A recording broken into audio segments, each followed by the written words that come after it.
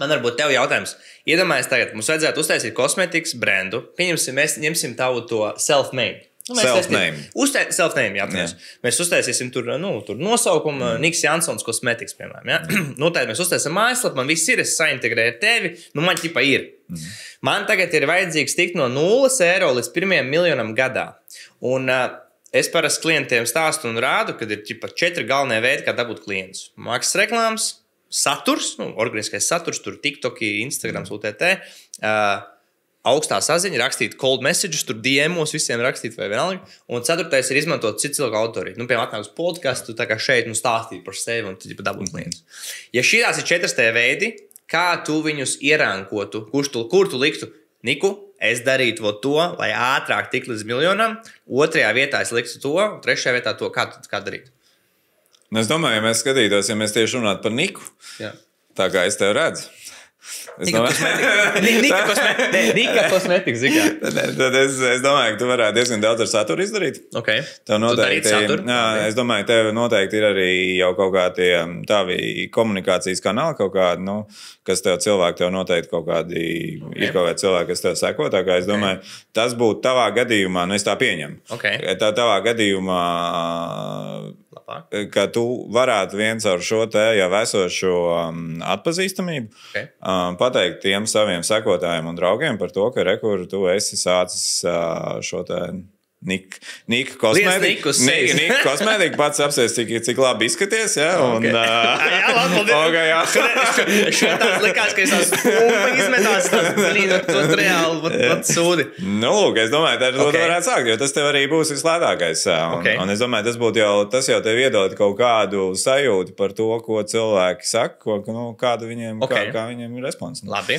Un attiecīgi pēc tam, tas, kas ir ļoti svarīgi, ir pirms sākt tās reklāmas, kad tu sāk tos maksas reklāmas, jo visdrīzāk bez reklāmām kosmētikas industrijā neko nebūs iespējams izdarīt, jo tas tirgus ir ļoti piesātināts. Spēlētāji ļoti daudz, tātad komunikācijai jābūt. Un attiecīgi nākušais ir tas, kas ir jāsaprot, ir, kam šis produkts ir. Kādai auditorijai? Kam šis produkts ir domāts un kāpēc šai auditorijai viņš būtu vajadzīgs? Un, manuprāt, tas laikam ir pats būtiskākais visā šajā stāstā par to, kad ir precīzi nodefinēta auditorija, kurai arī šis produkts ir vajadzīgs. Jo tad noteiktām reklāmām būs augstāk šī konversija. Un tāds, ja tu vienkārši uztaisīši Nika kosmētiku, lai pilnīgi visiem cilvēkiem pērciet visi, tur visiem derēs, viss labi, rekomand strādā, jums arī strādās. Es pieļauju, varētu būt sarežģīti. Tomēr mēs redzam to, ka tie self-made klienti, kas ir ar precīzu, labu šo te pozicionējumu, ka viņi performē labāk nekā kaut kādi tur ģenerāli, kaut kādi tur tie projekti, kas vienkārši saka, kur visiem labi tur un viss derēs visiem. Varbūt bišķi papildinām šo, kā es to redzu. Es saprotu, vai es saprotu pareizi. Es gribētu palīdzēt sievietēm no 40 līdz 60. Tā man viena autorija. Tas darētu, vai tur vajag kaut kā vēl specifiski? Es domāju, ka tur vajadzēs visdrīzāk, tā tomēr ir vēl, manuprāt, stipri par plašu grupu. Ka tur būtu jāpozicionē, jāpaņem kaut kāda valsts. Es domāju, arī vecuma grupa iespējams tomēr būtu jāsašaurina. Un būtu jāsaprot, ko šis produkts, kādu vajadzību šis produkts risina šai relatīvi šaurajai auditorijai. Vismaz tas būtu mans un to mēs arī faktiski redzam, ka tās šauri nopozicionētas auditorijas, kur ir identificēta auditorijai kaut kāda vajadzība, kur iespējams nav tik daudz citu produktu, kas var šo te vajadzību nosakt. Tad to mēs redzam, ka tur tie uzņēmumi performē labāk. Kad tu saki, vajadzība vienkārši kosmētikas nozarē, tas nav tipiski, izstīties jaunāk, nezinu, ko viņi vēl, kas tur vēl? Tas izstīties jaunāk, tas ir ļoti ģenerāli. Jā, kas vēl ir tās vajadzības? Nezinu, kaut kāds, nezinu, tur piemēram, pleķi tur uz sejas. Nu, tad, kad šis produkts ir ļoti labs, ka viņš tieši atrisinās to tavu lietu. Jo tie tā auditorija, kur cilvēkiem ir kaut kādas, protams, jau arī tur ādas kaut kādas specifiskas, kaut kādas lietas, kaut kādas, ko cilvēks nejūtas pats komfortabli. Tad tur attiecīgi cilvēks arī ir gatavs meklēt risinājumus. Ja tas tavs produkts ir tas, kas to atrisina, un vēl piedāvām iegadās tā, ka nav tik liela konkurence, ka citi uzņēmums to nestrādā, ka nav tik daudz alternatīvu produktu. Skaidrs, ka tad rodās šī priekšrocība. Man ir tāds jautājums, kā citiem atrast to unikalitāti? Zini, baigi grūti atrast mūsdienās, man liekas, tavā nozarē īpaši kaut kādu, kas mums tur ir unikāli. Es dzirdu, vienīgā lieta, ko es redzu kosmētikas nozarē, viņi tur domā, mums ir tur tā sastāvdaļa kaut kāda, tur nekad nedzirdētu, tur šis ekstrakts, tur viss notiks, tev tur uzčinīs tā, ka būs labi. Kā atrast to unikalitāti? Kā tu pie tā piedomā? Tā, kad jūs tie veidi var būt dažādi, bet ja mēs runājam pašais par tādu jaunu produktu, ja kāds gribētu sākt jaunu kosmētikas produktu, un viņiem jādomā, kā tad viņš to atklās, es domāju, tur ir jāpēt, un tur visdrīzāk arī būs jātestē. Tur ir jāizdara kaut kādi pieņēmumi. Man liekas,